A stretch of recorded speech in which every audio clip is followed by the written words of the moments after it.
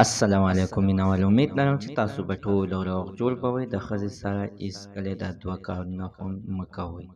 راځئ مینوالو کوم دوه کارونه دي ټول هر څه زه تاسو سره نن په دې ویډیو کې شریک کوم. ما سره دا ویډیو تر اخره پورې وکړه چې تاسو ته پوره معلومات در ورسیږي.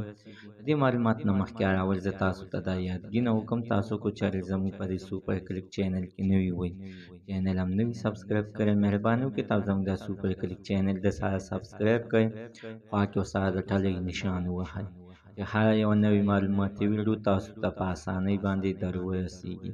عزتمنو د ښځې سره کوم داسې دوه کارونه دي چې دا به هېڅکله هم نه کوئ که چېرې دا کار هم ورسره وکړو نو ستاسو هم د حیا عزت یعنې خیر نه ساتي او تاسو خو به بیخي د هغې خیر نه ساتئ. ځکه عزتمنو یو لومړنۍ خبره دا چې خپلې ښځې سره به هېڅکله ازادي به نه ساتئ. که چېرې ازادي دې ورسره وساتله نو په هر ځای کې بیا به تا یعنې دا شرمئ او هر ځای کې به درته بیا باندې سترګې به باندې راوباسي. عزتمنو داسې ډېر کارونه دي خو چې دغه شانتې عزتمنو هېڅکله داسې کارونه به نه کوئ چې یعنې ستاسو زندګي ورسره تباه او برباده شي. دا عزتمنو د که چېرې خپله وي او که پردی وي او که نه خپله رشته دارانو کې دې وي خو کوشش کوئ چې د ښځو سره یعنې د ډېرو خبرو کولو نه پرهیز وکئ او مه ورسره په زور بحث کوئ. دویم عزتمنو دا ده چې هېڅکله ورسره ازادي مه ساتئ.